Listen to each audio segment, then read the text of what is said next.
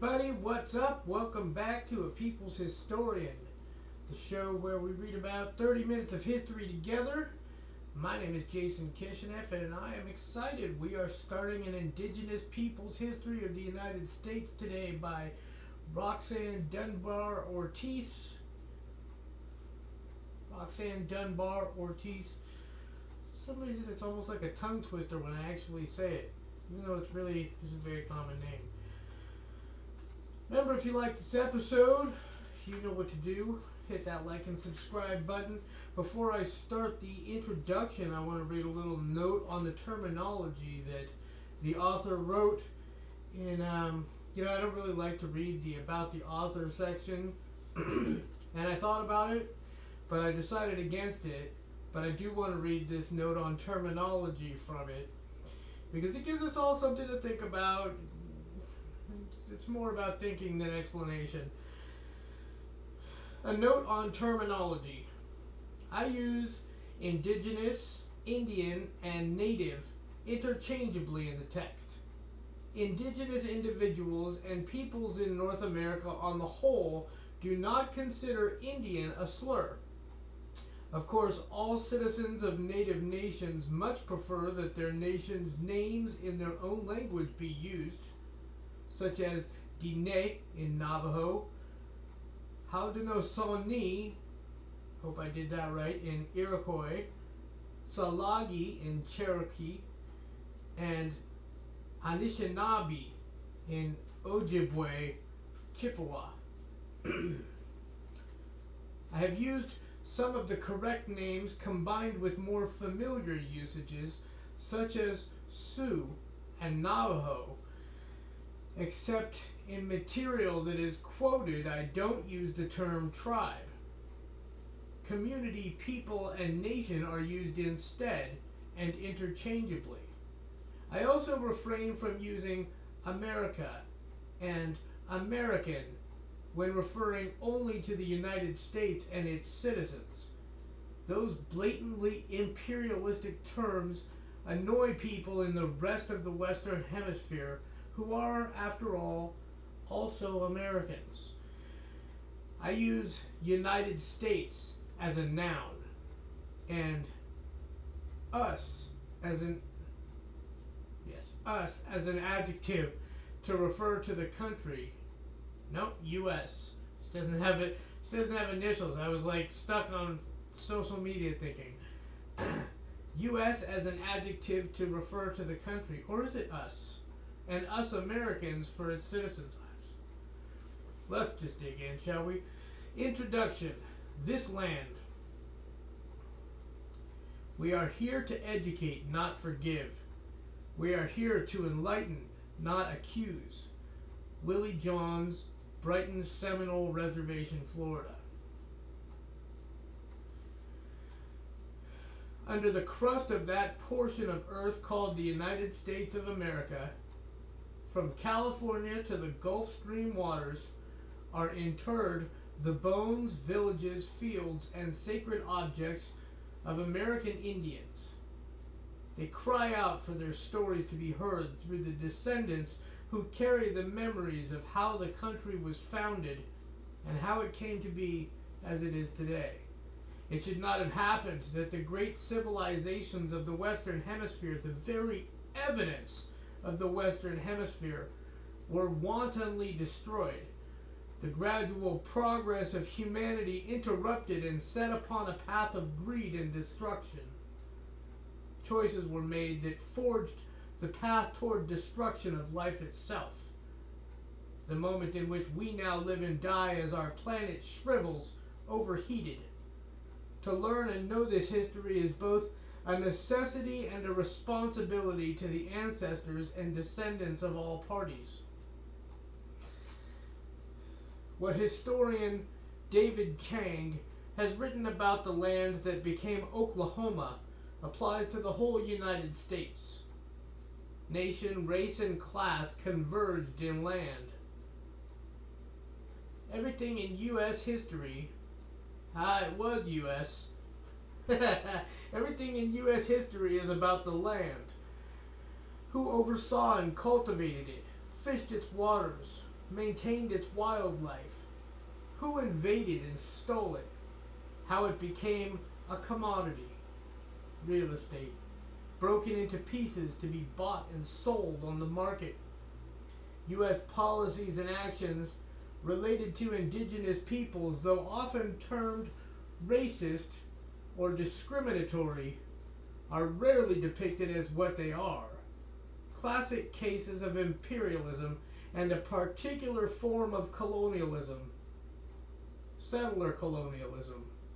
As anthropologist Patrick Wolf writes, the question of genocide is never far from discussions of settler colonialism. Land is life, or at least land is necessary for life.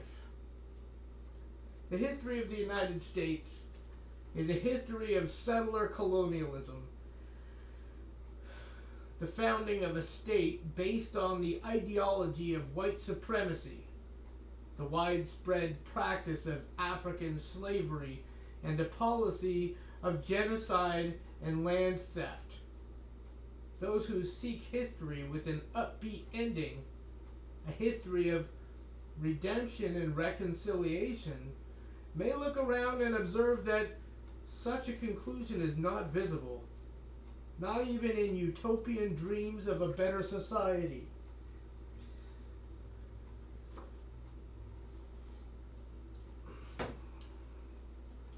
Writing U.S. history from an indigenous people's perspective requires rethinking of consensual national narrative.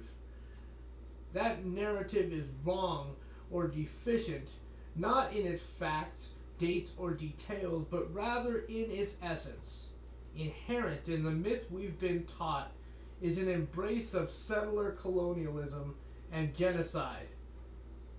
The myth persists not for a lack of free speech or poverty of information, but rather for an absence of motivation to ask questions that challenge the core of the scripted narrative of the origin story. How might acknowledging the reality of U.S. history work to transform society? That is the central question this book pursues. Teaching Native American studies, I always begin with a simple exercise. I ask students to quickly draw a rough outline of the United States at the time it gained independence from Britain. Invariably, most draw the approximate present shape of the United States from the Atlantic to the Pacific. The continental territory not fully appropriated until a century after independence. Excuse me. What became independent in 1783 were the 13 British colonies hugging the Atlantic shore. When called on this, students are embarrassed because they know better. I assure them they are not alone. I call this a Rorschach test of unconscious manifest destiny, embedded in the minds of nearly everyone in the United States and around the world.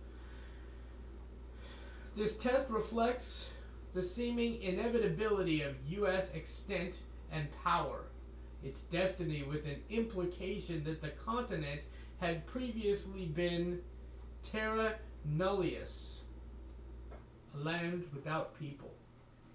Woody Guthrie's This Land Is Your Land celebrates that the land belongs to everyone, reflecting the unconscious manifest destiny we live with.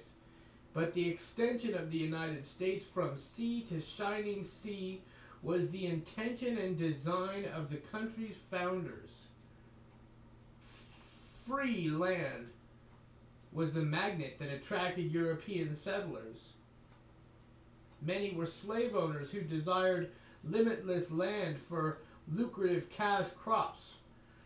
After the War for Independence, but preceding the writing of the U.S. Constitution, the Continental Congress produced the Northwest Ordinance. This was the first law of the incipient republic, revealing the motive for those desiring independence.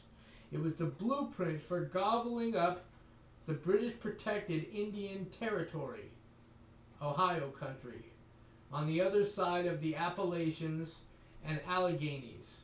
Britain had made settlement there illegal with the Proclamation of 1763.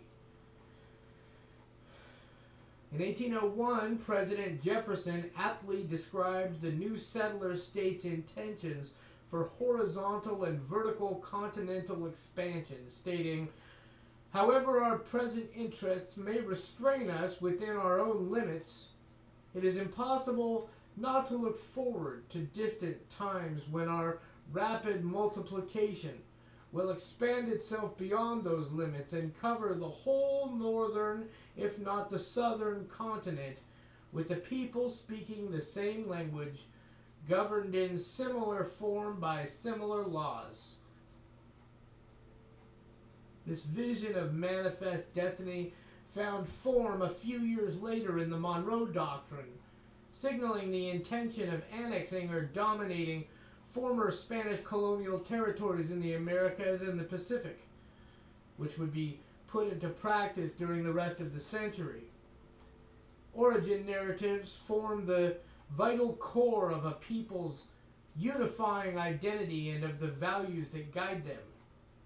In the United States, the founding and development of the Anglo-American settler state involves a narrative about Puritan settlers who had a covenant with God to take the land.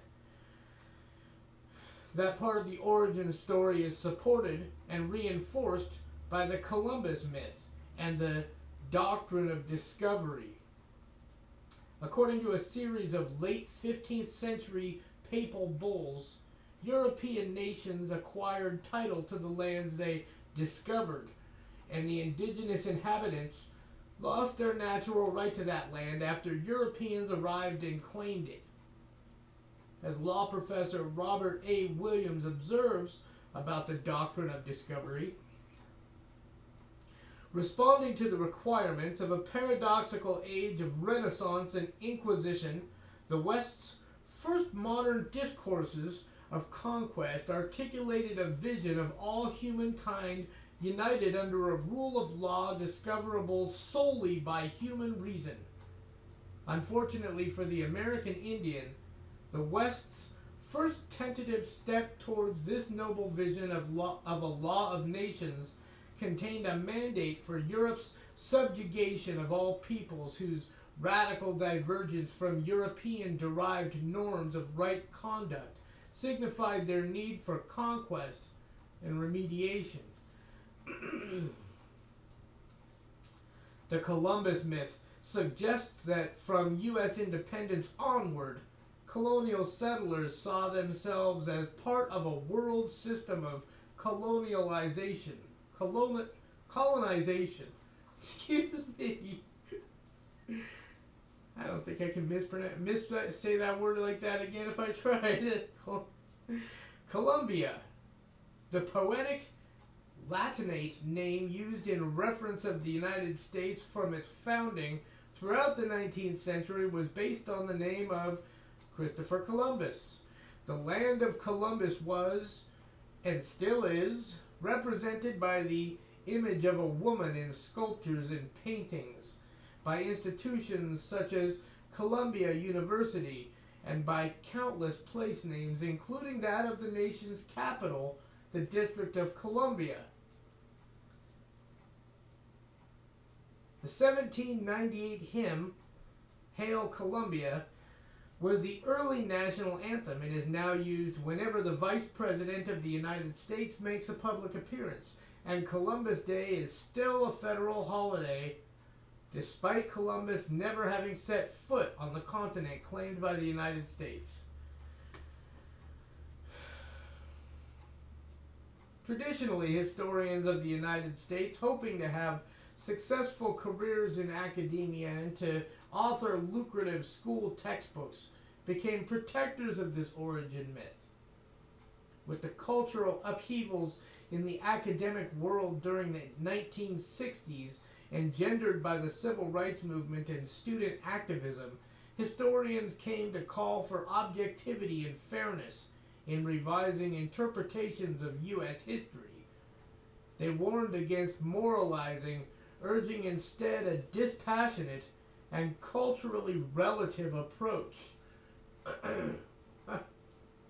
Culturally relative. Historian Bernard Sheehan, excuse me, in an influential essay called for a cultural conflict understanding of Native Euro-American relations in the early United States, writing, "This approach diffuses the locus of guilt." In striving for balance, however, historians spouted platitudes. There were good and bad people on both sides. Oh my gosh, who does that sound like? American culture is an amalgamation of all its ethnic groups. A frontier is a zone of interaction between cultures, not merely advancing European settlements. These are all platitudes that she's giving examples of. Later, trendy postmodernist studies insisted on indigenous agency under the guise of individual and collective empowerment, making the casualties of colonialism psyching myself out that I didn't say it right. Making the casualties of colonialism responsible for their own demise.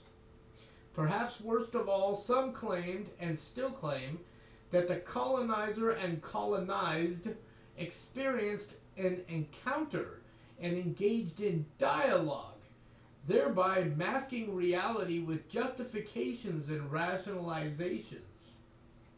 In short, apologies for one-sided robbery and murder. In focusing on cultural change and conflict between cultures, these studies avoid fundamental questions about the formation of the United States and its implications for the present and future. This approach to history allows one to safely put aside present responsibility for continued harm done by that past and the questions of reparation, restitution, and reordering society. Multiculturalism became the cutting edge of post-civil rights movement U.S. history revisionism. For this scheme to work and affirm U.S. historical progress, indigenous nations and communities had to be left out of the picture. As territorially and treaty-based peoples in North America, they did not fit the grid of multiculturalism, but were included by transforming them into an inchoate, oppressed racial group, while colonized Mexican Americans and Puerto Ricans were dissolved into another such group, variously called Hispanic or Latino. The multicultural approach emphasized the contributions of individuals from oppressed groups to the country's assumed greatness. Indigenous peoples were thus credited with corn, beans, buckskin, log cabins, parkas, maple syrup, canoes, hundreds of place names, Thanksgiving, and even the concepts of democracy and federalism. But this idea of the gift-giving Indian helping to establish and enrich the development of the United States is an insidious smokescreen meant to obscure the fact that the very existence of the country is a result of the looting of an entire continent and its resources. The fundamental unresolved issues of indigenous lands, treaties, and sovereignty could not but scuttle the premises of multiculturalism. With multiculturalism, Manifest Destiny won the day. As an example, in 1994, Prentice Hall, part of Pearson Education, published a new college-level U.S. history textbook authored by 4 members of a new generation of revisionist historians. These radical social historians are all brilliant scholars with posts in prestigious universities. The book's title reflects the intent of its authors and publishers. Out of Many, A History of the American People. The origin story of a supposedly unitary nation, albeit now multicultural, remained intact. The original cover design featured a multicolored woven fabric. This image meant to stand in place of the discredited melting pot. Inside, facing the title page, was a photograph of a Navajo woman dressed formally in velvet and adorned with heavy sterling silver and turquoise jewelry, with the traditional Navajo dwelling, a hogan, in the background. The woman was shown kneeling in front of a traditional loom, weaving a nearly finished rug. The design? Stars and stripes. The authors, upon hearing my objection and explanation that Navajo weavers make their livings off commissioned work that includes the desired design, responded, "But it's a real photograph."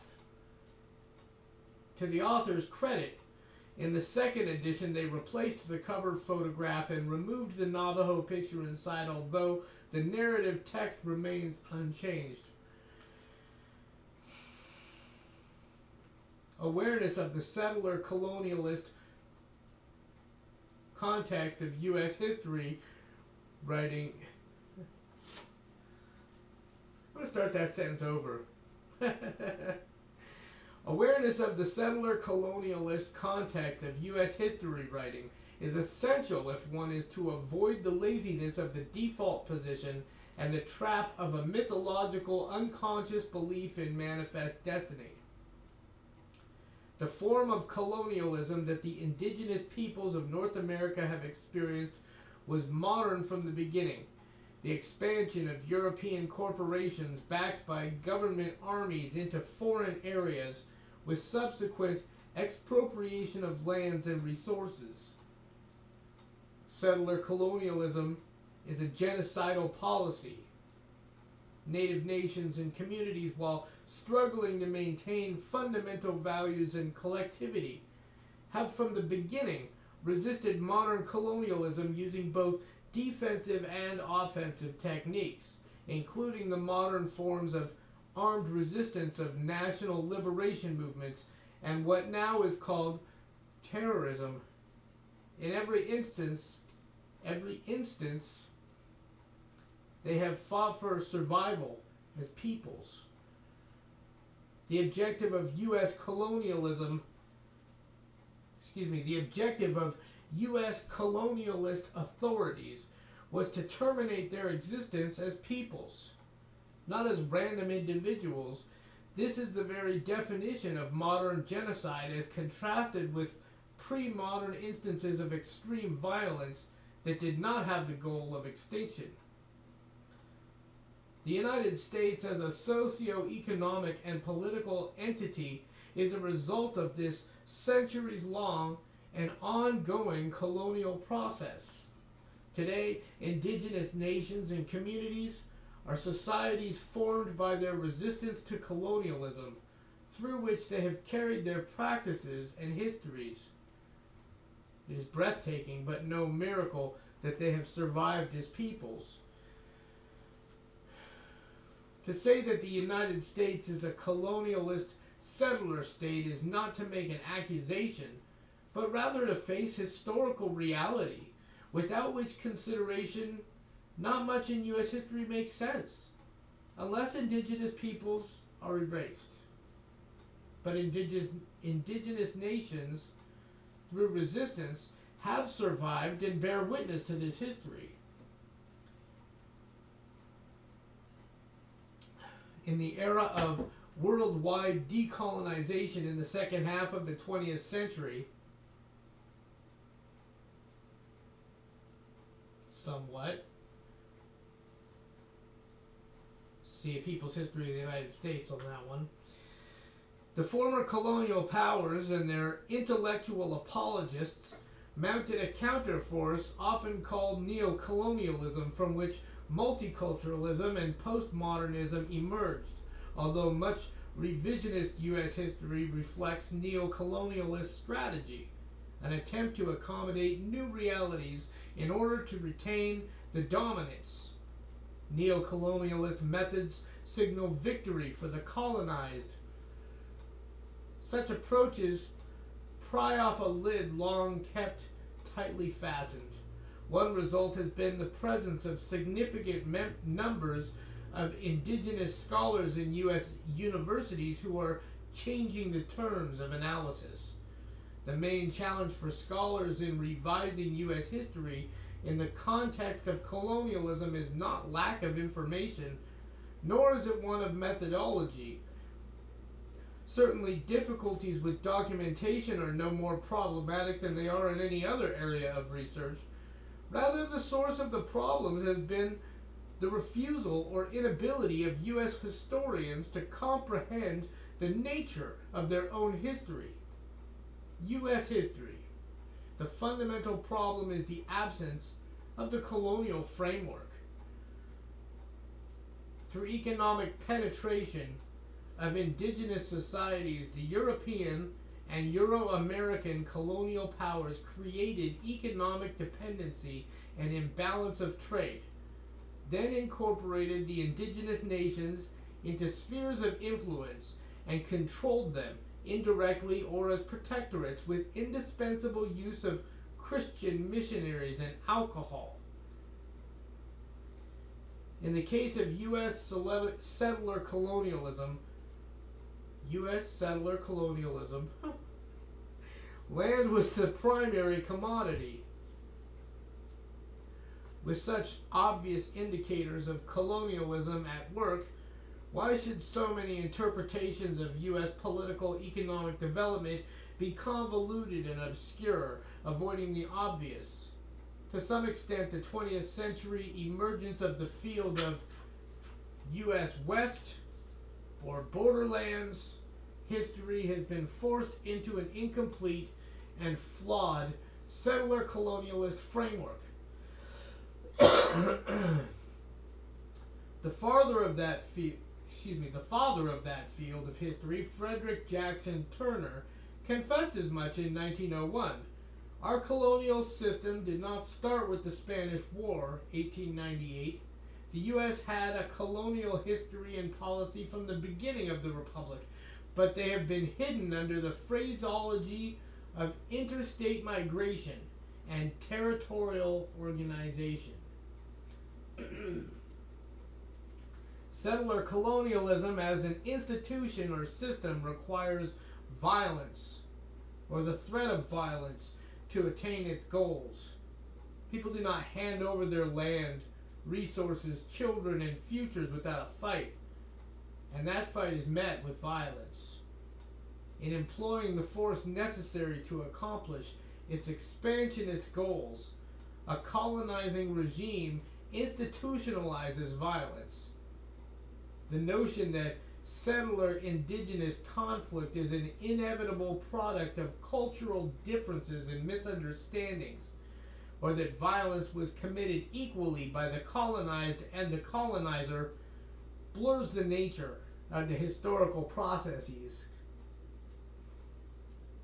Euro-American colonialism, an aspect of the capitalist economic globalization, had from its beginnings a genocidal tendency.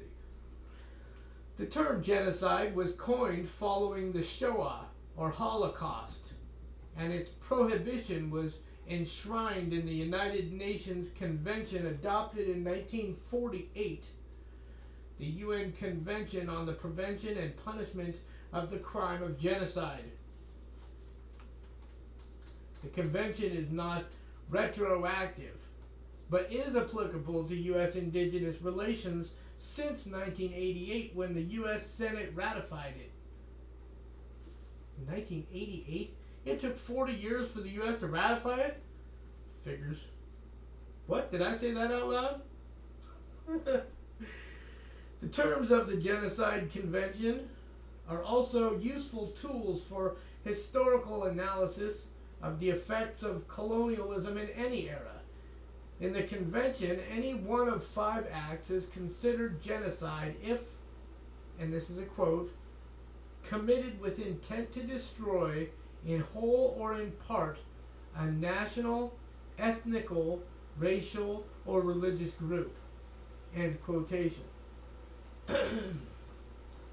Killing members of the group, causing serious bodily or mental harm to members of the group, deliberately inflicting on the group conditions of life calculated to bring about its physical destruction in whole or in part, imposing measures intended to prevent births within the group, forcibly transferring children of the group to another group. Now that was out of quotations, but I recognize that as part of that same document. I know that is in there.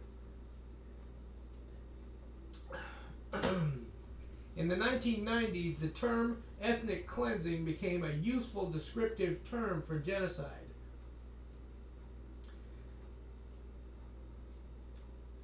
Let me read that one again. In the 1990s, because I remember this well, in the 1990s, the term ethnic cleansing became a useful descriptive term for genocide. U.S. history, as well as inherited indigenous trauma, cannot be understood without dealing with the genocide that the United States committed against indigenous peoples. From the colonial period through the founding of the United States and continuing in the 20th century, this has entailed torture, terror, sexual abuse, massacres, systematic military occupations, removals of indigenous peoples from their ancestral territories, as we all know, and removals of indigenous children to military-like boarding schools. The absence of even the slightest note of regret or tragedy in the annual celebration of the U.S. independence betrays a deep disconnect in the consciousness of U.S. Americans. Thanks for joining me. We'll pick it up in the next episode. Hit that like and subscribe button if you're enjoying the episode. Thanks for joining me.